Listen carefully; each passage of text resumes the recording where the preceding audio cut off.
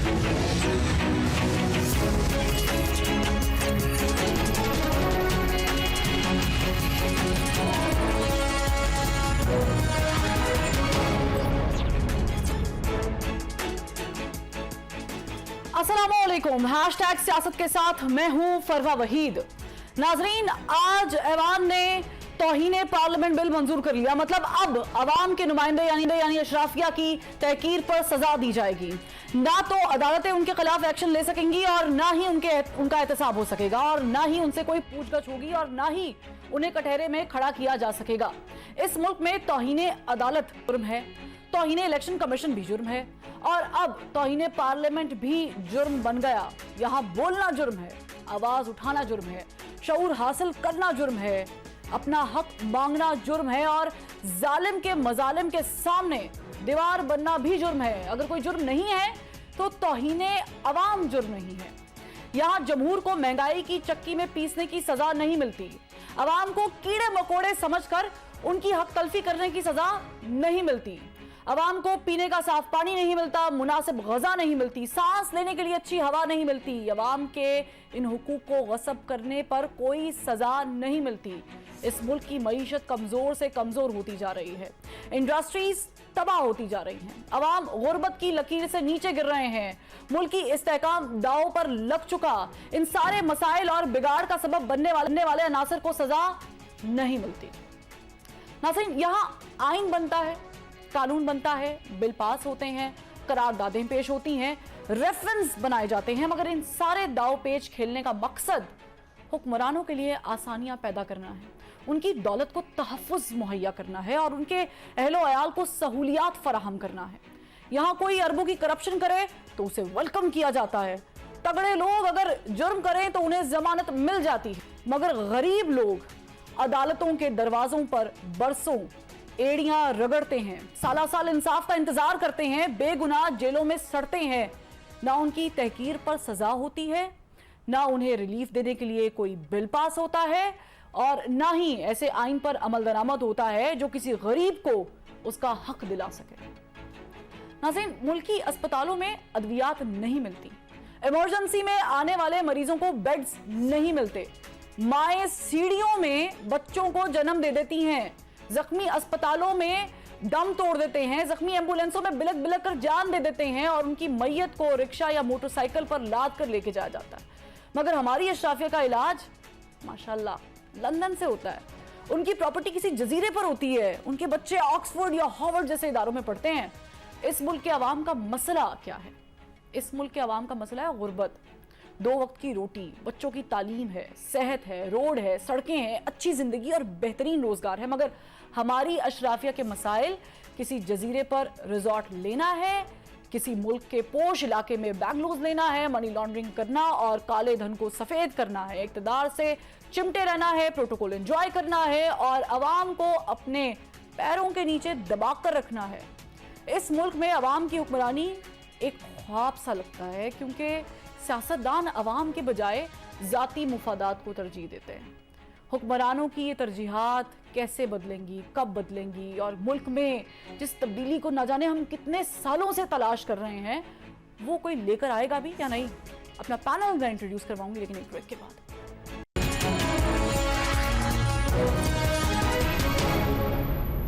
Programme में हमें join किया है वज़ीर-ए-आला सिंध और सीनियर रहनुमा पाकिस्तान पीपल्स पार्टी के शर्जील इनाम मेमन साहब ने। इनके साथ साथ जो हैं वो फ़ारूक हबीब साहब, सीनियर रहनुमा पाकिस्तान तहरीक इंसाफ और साबिक वज़ीर मुमलिकत, वो भी हमें ज्वाइन करेंगे कुछ देर में। और सीनियर एनालिस्ट नज़ीर लगारी साहब ने हमें ज्वाइन कर लिया है। नज़ीर लगारी साहब, मैं आपसे आगाज़ कर लेती हूँ। आज हमने देखा कि तौहीने पार्लियामेंट का बिल भी मंजूर हो गया।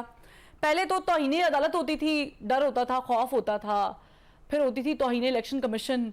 ये तौहीन खेल रहे हैं हम। जी हाँ, जब कुछ इदारे तौहीन की आड़ ले लें तो फिर बाकी सारे इदारे भी सोचते हैं कि हम भी तौहीन की आड़ ले लेते हैं ताकि हम पर भी तनकीद न की जाए। अवाम के मुंतखब नुमाइंदे कब ऐसा होता है कि वो किसी तौहीन किसी तनकीद से बालातर हो जाएं? और तौहीन उनकी किस बात पर होगी? कौन सी चीज़ अरकान पार्लियामेंट कहेंगे कि ये बात ऐसी है जिस पर हमारी तौहीन हुई है? अगर किसी के खिलाफ मुकदमा बन रहा है और अगर किसी के खिलाफ कोई ऐसी चीज़ बन रही है, एविडेंसेस आए हैं और उनके खिलाफ मुकदमा बनाए तो वो कहेगा नहीं मेरी तौहीन हो रही है। और इसी तरह से इंतहाई काबिल एहतराम इदारों को, अदलिया को भी अपने तमाम एहतराम को मलहूज़ खातिर रखते हुए सिर्फ वो बातें ज़रूर करनी चाहिए जो आइन, कानून, नज़ायर और precedents of the courts, international courts, local courts जो भी उसको परमिट करती हूँ। लेकिन ये कि आइए खुश आमदीद, आइए मेहरबान, चश्मे में रोशन, दिले में शाद, आइए अल्लाह आपको खुश रखे, ये सारी चीज़ें अगर किसी के ऊपर इल्ज़ाम है कि उसने कुछ चोरी की है तो इस तरह की बातें उनके बारे में भी नहीं कही जानी चाहिए। और जो पार्लियामेंट में लोग आते हैं वो तो अवाम से मुंतखब होकर आते हैं, वो कैसे तनकीद से बालातर हो गए? लेकिन नज़ीर लवाई साहब, कितना मौसर साबित होगा? मुझे बताएंगे, जो बिल तो पास कर लिया उन्होंने, लेकिन ये कितना मौसर साबित होगा? क्या उन शख्सियात को पार्लियामेंट के कटहरे में ला के हुकूमत खड़ा कर सकती है? नहीं, पहले भी ये तो था ना कि वो प्रिविलेज मोशन करते थे और किसी का अगर ब्रीच होता था प्रिविलेज तो बुला लिया करते थे, और ऐसा हुआ है कई दफा इस तरह के मामलात में बुलाया गया है। लेकिन तौहीन पर सजा भी मुकर्रर कर दी गई है, जुर्माना भी रख दिया गया है। तो अब इसका इतलाक कब से शुरू होगा? आज फिर हम दिल की भड़ास निकाल ही लेते हैं ना। अभी तो आपने मंजूर किया है, अभी उसकी कानून नहीं बना है, और मौसर माजी करेंगे तो फिर हमें भी बुलवा लेंगे। लेकिन मैं ये कहता हूं कि अवाम के मुंतखब नुमाइंदों को हमें एहतराम करना चाहिए। पार्लियामेंट का तौहीन, पार्लियामेंट पर तो बेशक कानून पास करें, पार्लियामेंट की तौहीन नहीं होनी चाहिए, किसी को भी नहीं करनी चाहिए। लेकिन पार्लियामेंट के मेंबरान जो है वो अवाम के मुंतखब नुमाइंदे होते हैं, उनको तो अवाम के सामने पेश होना होता है, अपना अमाल का हिसाब देना होता है। ये कैसे हो सकता है कि वो अवाम की दस्तरस से और अवाम की तनकीद से और अवाम को रिफ्लेक्ट करने वाले मीडिया की तरफ से तनकीद से बचकर एक तरफ हो जाए? ये कैसे हो सकता है? How is it possible? लोग रिजिस्ट करेंगे और लोग जो हैं हर तरफ से रिजिस्ट किया जाएगा। इस कानून के बारे में अभी तफसीलात सामने आएंगी, हम भी जानना चाहेंगे कि ये कौन सा कानून है। ठीक है, हमें नहीं चाहिए कि आप किसी भी इदारे के तौहीन, कोई भी नहीं करना चाहता किसी तौहीन, जब तक इदारे खुद अपनी तौहीन का जवाब पैदा ना करें। ठीक है, इदारों को गैर जानबदार होना चाहिए, तमाम इदारों को। सर, हमें फारूक हबीब साहब और शर्जील मेमन साहब भी ज्वाइन कर चुके हैं। Good to see you all, by the way. अच्छा लग रहा है आपको देख के तीनों को। मैं फारूक साहब अगर है मौजूद तो मैं उनसे सवाल शुरू करना चाह रही हूँ। फारूक साहब, कैन यू हियर मी? करें जी, करें। फारूक साहब, मुझे बताएं, भाग लेते हैं आप? कोई कसरत शुरू की है आपने भागने भूगने की? नहीं, देखें, भागने वाला तो कोई मामला नहीं है। हम इस मुल्क के शहरी हैं और ये हमारा मुल्क है। पाकिस्तान का जो आइन है वो हमें तमाम हकूक भी देता है, राइट भी देता है। लेकिन लगता ये है कि ये मुल्क में इस वक्त जो जंगल का कानून है वो चंद लोगों ने नाफिज किया हुआ है, जो बंद कमरों में बैठ के फैसले कर रहे हैं। आपके इल्म में है कि पिछले मुसलसल 1 साल से इस मुल्क में बदतरीन इंसानी हकूक की खिलाफवर्जियां हो रही हैं। पाकिस्तान तहरीक इंसाफ के चेयरमैन इमरान खान के ऊपर 150 से ज्यादा मुकदमात, कातलाना हमला, डिस्क्वालीफाई करने की लंदन प्लान के तहत साजिशें, ये सारी भी एक तरफ जारी हैं। उसी के साथ साथ जो पाकिस्तान के आम शहरियों के साथ हो रहा है, जिनको राइट टू लिबर्टी है, जिनको राइट टू एक्सप्रेशन है, जिनको राइट टू स्पीच है, जिनको राइट टू असेंबल पाकिस्तान का आइन उनको देता है, वो क्या हकूक उनके मुअत्तल कर दिए गए हैं। आप वो वीडियोस देखें कि खवातीन को, बच्चों को, बुजुर्गों को, उनको जानवरों की तरह लाठियों से हंका जा रहा है। हस्बे भेजा में रखा हुआ है लोगों को। 7,000 पाकिस्तानियों का कोई पता नहीं है कि वो कहाँ हैं, उनको किस मुकदमे में फिट करना है, अदालतों में उनको पेश किया जा रहा है, नहीं किया जा रहा, फेयर ट्रायल मिल रहा है या नहीं मिल रहा। ऐसा मंजरनामा तो जो है वो हमें मकबूजा कश्मीर में नजर आता है, ऐसा मंजरनामा हमें फलस्तीन में नजर आता है, ऐसा मंजरनामा हमें जब पाकिस्तान 2 लख्त हुआ था उस वक्त ऐसा जुल्म और सितम जो है वो हमें नजर आया था। ये उससे ज्यादा हो चुका है। पढ़े लिखे लोग हैं, मिडिल क्लास के लोग हैं, मजदूर तबका है, क्या लोगों को राइट नहीं है कि वो रूल ऑफ लॉ की बात करें, वो पाकिस्तान के अंदर आइन की हाकमियत की बात करें?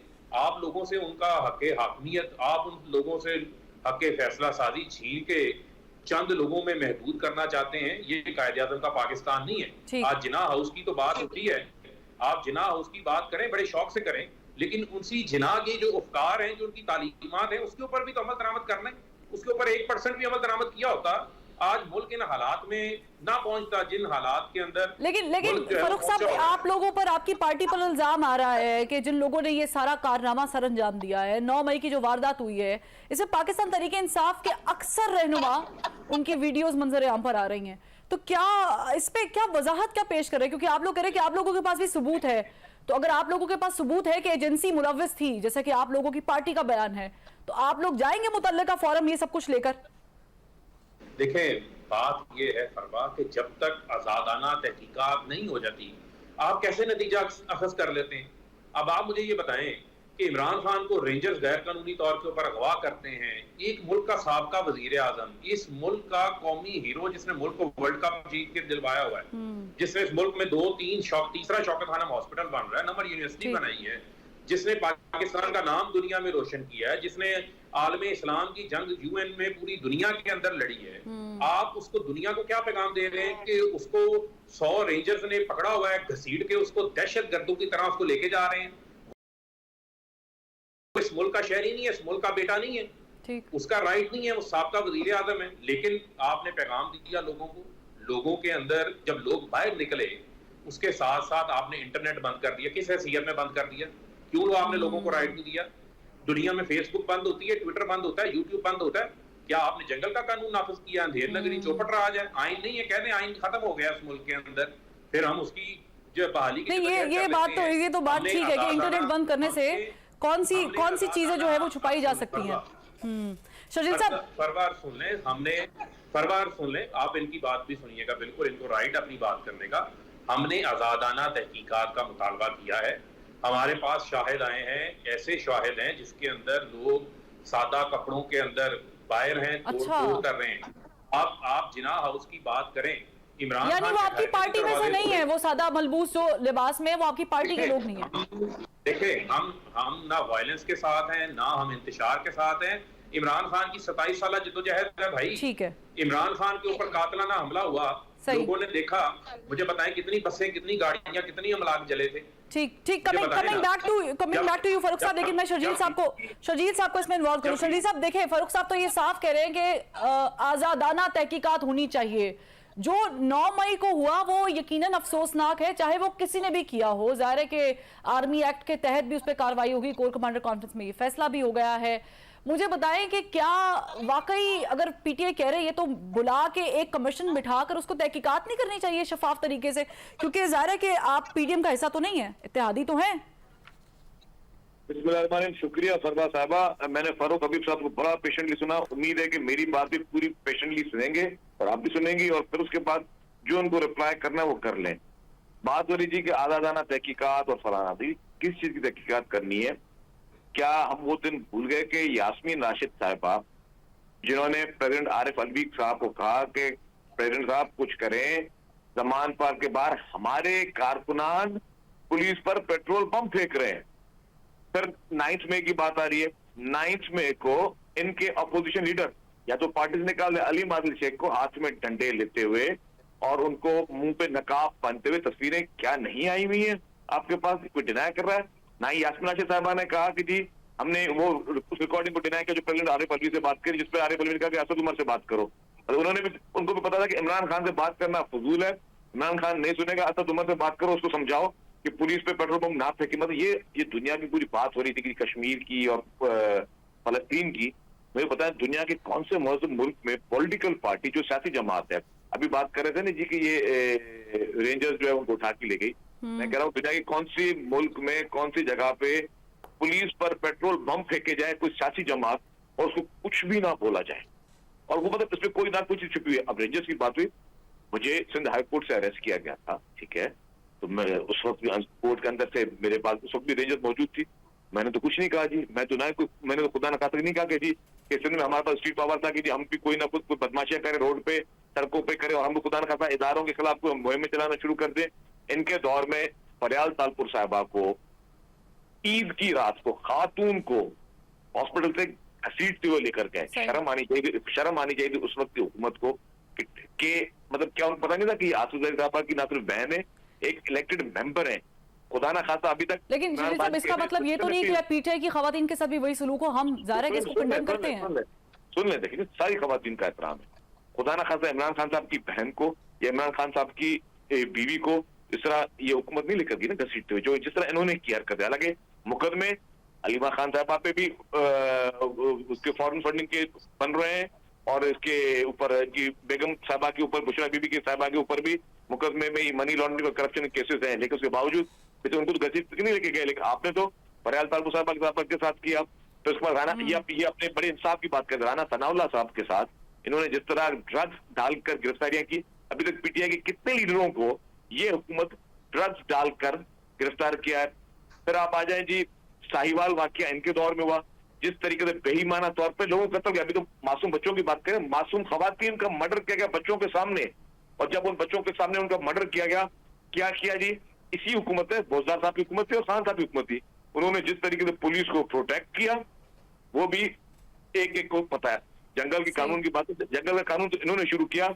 रूल ऑफ लॉ की बात करें, रूल ऑफ लॉ दुनिया के कौन से मुल्क में होता है कि जी आप, लेकिन शर्जील साहब ऐसा मालूम होता है कि सब कुछ ठीक है, बातचीत हो सकती है, मगर ऐसा मालूम होता है कि आप तमाम तर सियासी जमातें मिलकर पाकिस्तान तहरीक इंसाफ को कॉर्नर कर रहे हैं। बिल्कुल नहीं कर रहे थे। मैं कह रहा हूँ कि ये जो ये अच्छी बात कर रहे हैं फारूक साहब, मुझे बड़ा एहतराम है इनके लिए।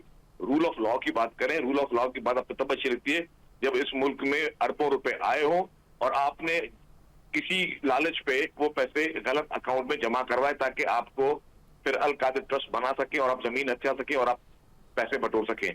आप रूल ऑफ लॉ में कहा, आज कायदे आज़म के पाकिस्तान की बात कर रहे थे, कायदे आज़म के पाकिस्तान में कहाँ होता है कि आप सऊदी अरब की घड़ियां जिसमें खाना काबा की तस्वीरें शाये हो आप उसको बेच दें।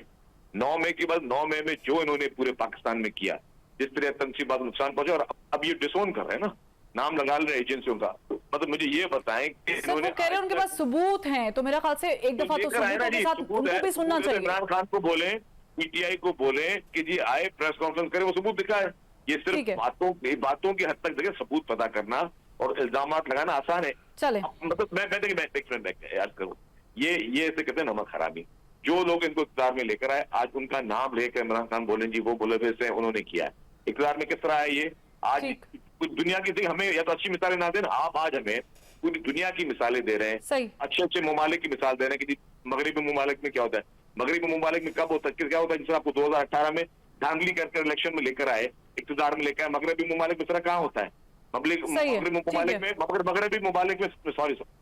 ममालिक में कब होता है कि आपको असेंबली के सेशन की कोरम भी पूरा करने के लिए आपको किसी अदारे की मदद चाहिए, आपको बिल पास करने के लिए भी किसी इदारे की मदद चाहिए, आपको अपने सेनेट में अपने उम्मीदवार जितवाने के लिए किसी इदारे की मदद चाहिए। ये मगरबी ममालिक में होता है। ठीक है शरीफ साहब, मुझे ब्रेक का कहा जा रहा है, आपकी बात से मैं सहमत हूं, लेकिन मुझे बताएं कि पाकिस्तान में कौन सी ऐसी हुकूमत है जो किसी लाठी और बैसाखी के बगैर चली है? पाकिस्तान में कौन सी ऐसी जमहूरियत आई है, कौन सी ऐसी हुकूमत है कि जिन्होंने सहारा ना लिया? मैं ब्रेक से वापस आ जाऊं शरीफ साहब, फिर जाहिर है कि मुझे बाकी दोनों गेस्ट को भी इन्वॉल्व करना है, तो ब्रेक ले लेते हैं, फिर वापस आते। तो तौहीन पार्लियामेंट, क्या इस पे कोई अमल दरामद हो सकता है या नहीं? और फिर जो फौजी अदालतों का कयाम है, ये सही है या गलत? एक ब्रेक के बाद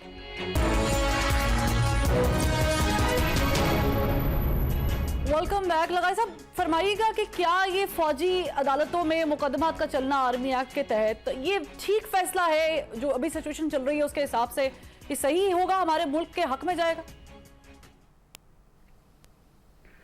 देखें, बंगालियों के खिलाफ वो तो ठीक है और बलोचों के खिलाफ वो तो ठीक है। सिंधियों को जो है वो एक एक करके मारा जाए। मैं उस सारे वाक़े को आपको याद दिलाऊं, मैंने काली अहमद में 1 घंटे में 100 के करीब लोगों को मरते देखा था गोलियों से। दादू में, उसमें वाही पांदी में, जोही में और मेहर में, खैरपनाचन शाह में, और भगा कर भी नहीं, वो सामने आ रहे थे, सिर्फ ये कह रहे थे कि जमहूरियत बहाल करो। उनको गोलियां मारी गई, तड़पा कर मार दिया गया। ये हुआ है, हमारी आंखों के सामने हुआ है। बलोचों को किस तरह से किया गया है, उन पर तो ट्रायल भी नहीं होता है, मुकदमा भी नहीं चलता है, कुचली हुई लाशें मिल जाती हैं।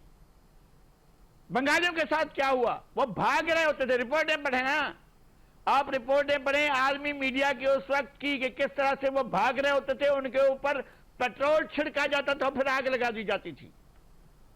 नहीं, शहजादे हैं, इनको तो कोई कुछ ना कहे ना, प्यारे हैं। ये आर्मी हाउस को, अपना कोर कमांडर हाउस को आग लगा दें, जिना हाउस को जला दें, ये हमला कर दें जीएच के ऊपर, ये MM आलम की यादगार उस जहाज को गिरा दे जिसने आन की आन में 5 जहाज गिरा दिए, ये फिजाइया की यादगार को आग लगा दें, ये 22 तनसीबात पर हमले करें, ये 100 से ज्यादा बसें जला दें, ये डांठे भी न डालें, साफ नजर आ रहा है उनके चेहरे साफ मौजूद हैं, वो हाथ में लाठियां लेकर लोगों को मार भी रहे हूं, तो आप कुछ ना करें।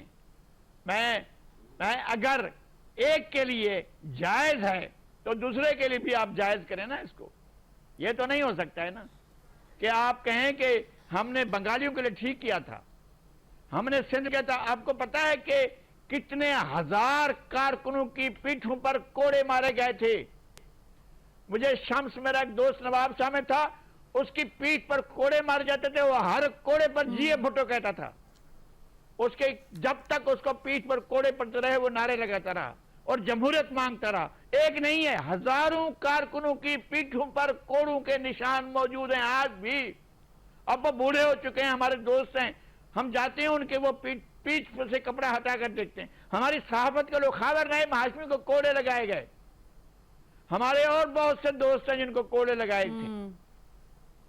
तो अगर मैं नहीं कहता हूं कि मार्शल का जबर होना चाहिए, मैं नहीं कहता हूं कि इस तरह की चीजें होनी चाहिए, लेकिन ये तो नहीं है कि जब आपके लोग खुद उकसा भी रहे हैं और खुद कह रहे हैं यार छोड़ दें, बाकी बात नहीं करते हम, वो कहते हैं कि अगर मुझे दोबारा पकड़ेगा तो फिर यही कुछ होगा जो 9 मई को हुआ है, तो इसके ये एतराफ नहीं है। लेकिन लगाई साहब ये कोई हल भी तो नहीं है ना, उसी को कहते ये हल भी तो नहीं है, इससे तो हम नहीं, हल क्या मतलब? अगर एक हल कानून है ना, अगर कानून है तो अमल करे, अगर कानून नहीं, ये कहा है ना उन्होंने, तो कानून तो कह रहा है, कानून तो मुसलसल आवाज दे रहा है कि आए बैठे बात कर लें, मौका दिया है 1 हफ्ते का भी कानून ने। नहीं, कानून इस तरह नहीं है, कानून तो कह रहा है, कानून कह रहा है आइए दिलबर जानी, आइए प्यारे मेरे महबूब, आइए, ठीक है, आइए तशरीफ रखिए, पधारिए तशरीफ रखिए। ठीक, फारूक साहब तो ये कह रहा है जी। फारूक साहब, एक हवा चली है और वो हवा ऐसी है कि पाकिस्तान तहरीक इंसाफ के खुद के लोग जो हैं वो पाकिस्तान तहरीक इंसाफ से जुदा हो रहे हैं। पहले हमने आज़ाद कश्मीर से वो हवा चलती हुई देखी और अब जो है वो महमूद मौलवी साहब की शक्ल में वो हवा जो है वो आज टीवी पे दिख रही थी। तो मुझे बताएं कि ये ज़मीर जाग रहे हैं या ये वाकईतन एक आइडियोलॉजी से इख्तलाफ है जिसकी वजह से पाकिस्तान तहरीक इंसाफ को छोड़ा जा रहा है?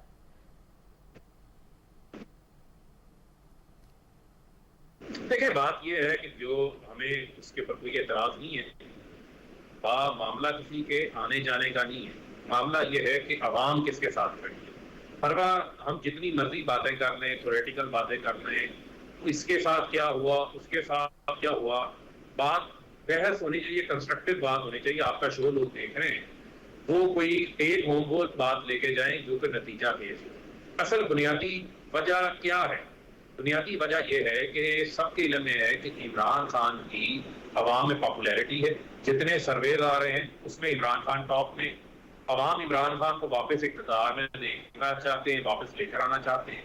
आईनी तौर के ऊपर सूबा पंजाब में, सूबा खैबर पख्तूनख्वा में इंतखाबात होने, सुप्रीम कोर्ट ऑफ पाकिस्तान का फैसला आ गया, उस फैसले पर अमल दरामद नहीं हुआ, 14 मई गुजर गई। उस फैसले के ऊपर अमल दरामद ना करने के हवाले से इमरान खान के ऊपर हमले, इमरान खान को जिंदान में डालने के लिए हमले, चीफ जस्टिस ऑफ पाकिस्तान के ऊपर हमले, सुप्रीम कोर्ट के ऊपर हमले। मुझे आप सिर्फ ये बताएं, ये दफा 144 क्या तहरीक इंसाफ के ऊपर लगती है या आम पाकिस्तानी के ऊपर लगती है? रेड जोन में मैं जा सकता हूँ, आप जा सकती हैं, मुझे बताएं।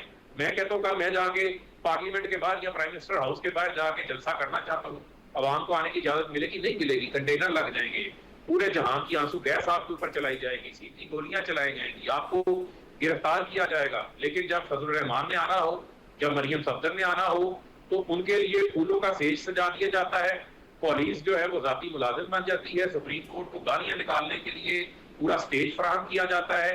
आए आकर जजेस को पूरा ठीक है, लेकिन फारूक साहब मुझे फिर मैं सवाल रिपीट करती हूं। महमूद मौलवी साहब का लिंक अली जैदी साहब के साथ है। अब मुझे ज्यादा डिटेल में जाने की जरूरत नहीं है, मुझे बताएं कि क्या अली जैदी साहब भी इज वन ऑफ देम जो ज़ाहिर है उस हवा के रुख के साथ तब्दील हो जाएंगे? कोई ऐसी इंफॉर्मेशन है?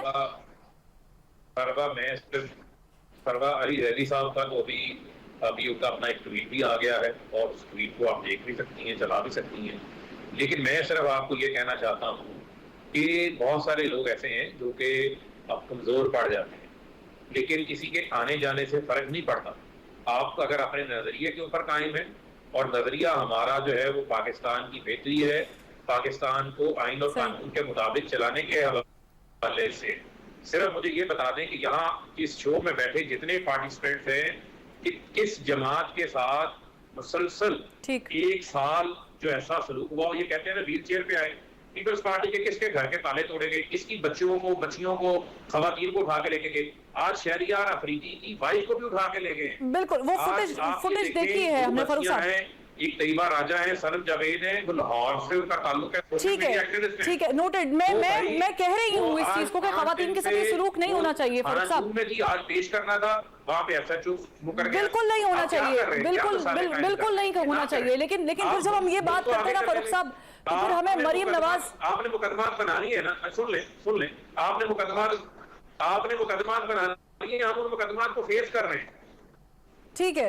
ठीक है, चले, मेरा सवाल ऐसे आपसे था, लेकिन मैं दोबारा जब ब्रेक से वापस आऊंगी तो पूछूंगी। शरीफ साहब, मुझे बताएं कि एक पूरा मजमा हमने देखा मौलाना फजल रहमान साहब की क़यादत में, पीडीएम की क़यादत में सुप्रीम कोर्ट के बाहर, और फिर जाहिर है कि जो एक्सपेक्ट किया जा रहा था वो हुआ नहीं, वो फैसला आया नहीं, वो आगे चला गया।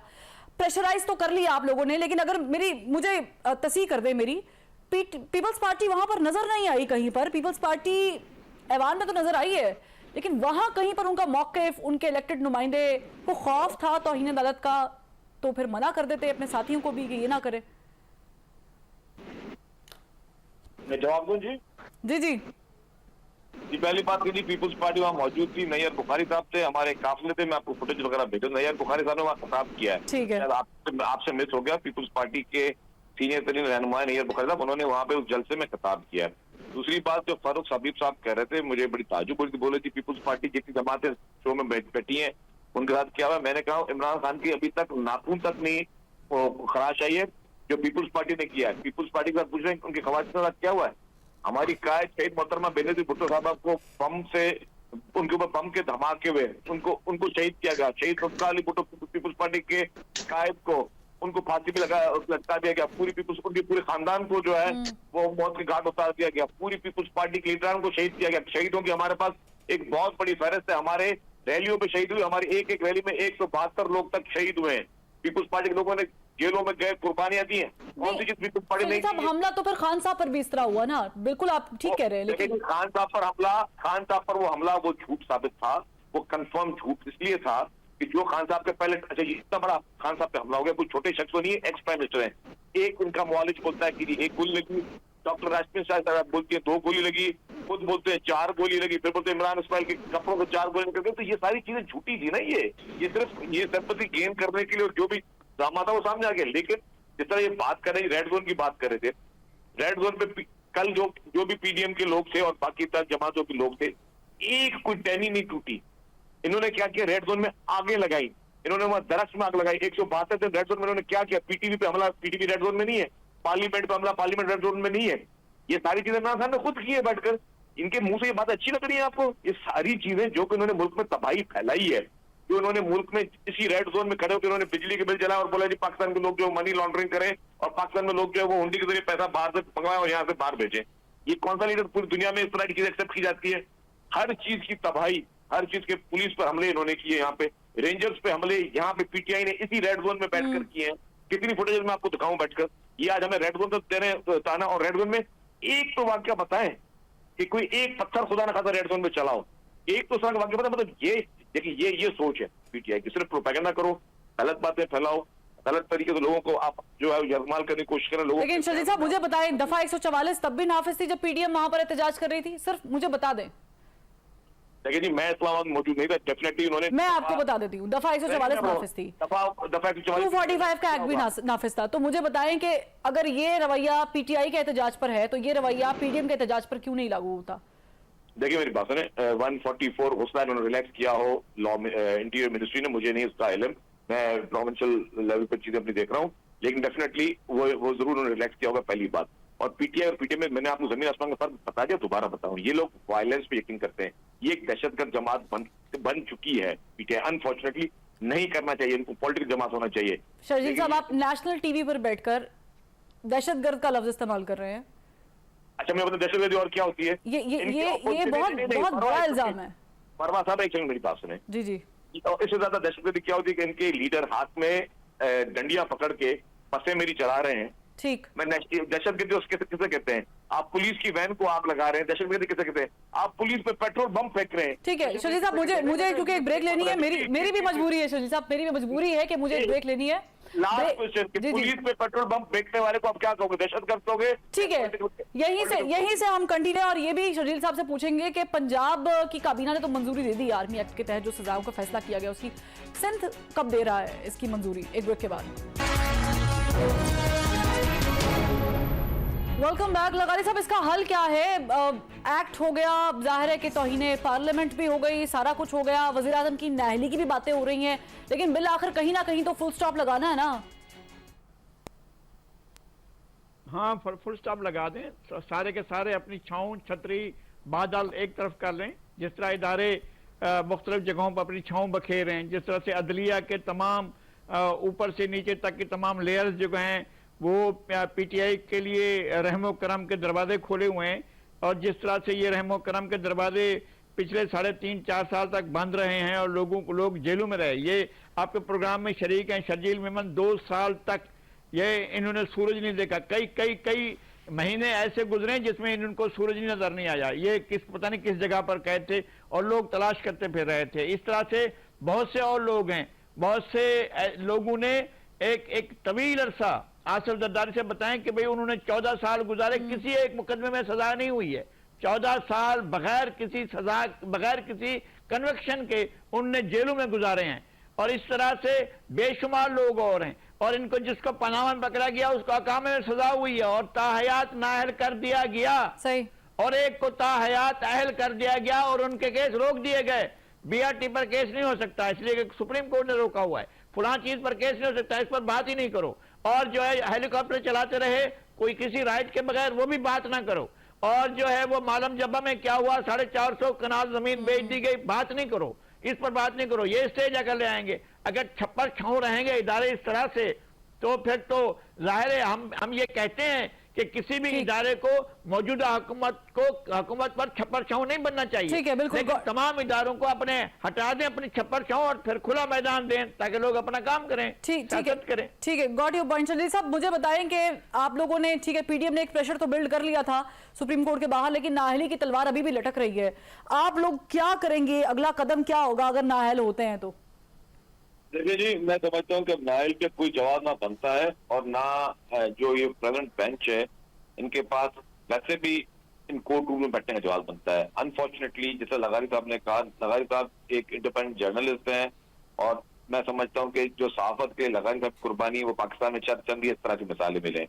लेकिन जो उन्होंने बात की है, आप देखेंगे इस वक्त इस प्रेजेंट जुडिशरी पे जो सिस्टम में मौजूद है उस पर सवालिया निशान उठ रहे हैं। ये बहुत ज्यादा एक ना सिर्फ कॉन्ट्रोवर्शियल हो गए हैं, इनकी चीजों को अगर आपस में लिंक्स को मैच करें, जिस तरह मतलब एक करप्शन केस था बीआरटी का खैबर पख्तूनख्वा का, उस पर अगर सुप्रीम कोर्ट का चीफ जस्टिस कहता है, उस वक्त बंदियाल साहब थे और उन्होंने कहा कि जी इस पे स्टे दे दिया जाए, इस पे कोई इसकी इंक्वायरी ना हो।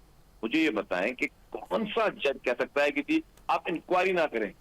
मतलब आप किसी की कोई चोरी हुई है, आप किसी को किस लिहाज से रोक सकते हैं कि जी आप उसकी तलाशी ना दें? ठीक। खान साहब तलाशी देने के तैयार नहीं है। खान साहब जितना नैरेटिव बनाने की कोशिश करें, मैं आपको एक बात बता दूं कि खान साहब ने ये जो आखिरी केस था ये अब्दुल कादिर ट्रस्ट वाला, इसमें इनकी कन्विक्शन 100% पक्की है, एक्सपोज हो चुके हैं, छूट का कोई सवाल। ठीक है शर्जील साहब, नाअहल अगर वजीर आजम होते हैं तो क्या रिएक्शन क्या होगा आप लोगों का? मेरे पास वक्त की किल्लत है।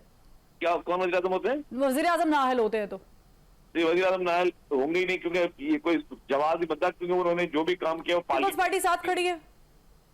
पीपल्स पार्टी बिल्कुल इस वक्त हुकूमत के साथ खड़ी है और डट के खड़ी हुई है। ठीक, लेकिन अगर फैसला आ जाता है क्योंकि आपको पता है कि बातें हो रही हैं। नहीं, बातें भले हो, मैं समझता हूँ कि इस वक्त बहुत मुश्किल इस तरह का फैसला आना, क्योंकि इस वक्त लोगों की आंखें खुल चुकी हैं, लोग एक्सपोज हो चुके हैं। ठीक है शर्जील साहब, लास्टली जी धड़ल्ले के साथ जिस तरह आपने अपने प्रोग्राम में सबसे पहले कहा गुड टू सी यू, अब अगर अक्यूज को good to see you chief justice supreme court कह रहे हैं खत्म हो गई सारी बातें। सर उसकी उन्होंने मैंने आपको इसलिए गुड टू सी यू बोला क्योंकि आप लोग बड़े लोग हैं और आज आप स्क्रीन शेयर कर रहे हैं, तो it's really good to see you, honestly speaking. It's not in that way. Sharif sahab, आपकी बड़ी मेहरबानी फॉर योर जेस्चर, लेकिन वो मुझे बताएं कि वो शरीफ साहब, मेरे पास वक्त की कमी है, मुझे बताएं सिंध काबीना कब पास कर रही है पंजाब में से? Good to see you. मेरे ऊपर कौन सा इल्जाम है? चले मुझ पर कितने अरब का इल्जाम है? चले ठीक है, मैं सवाल करना चाह रही थी लेकिन चूंकि वक्त की बड़ी कमी है, वक्त की सारी गेम है। बहुत शुक्रिया तीनों का प्रोग्राम में ज्वाइनिंग करने का। लेकिन मुझे बताएं नाजरीन के सवालिया निशान, बड़ी अच्छी बात की उन्होंने लग गया है, सवालिया निशान पाकिस्तान की किस्मत पर भी लग चुका है। मेरा ख्याल से इसे मिटाने का वक्त आ गया है, लेकिन मिटाएगा कौन, पहल कौन करेगा, इसका जवाब तो वक्त पे ही दिया जाएगा। कल फिर मिलते हैं, अल्लाह हाफिज।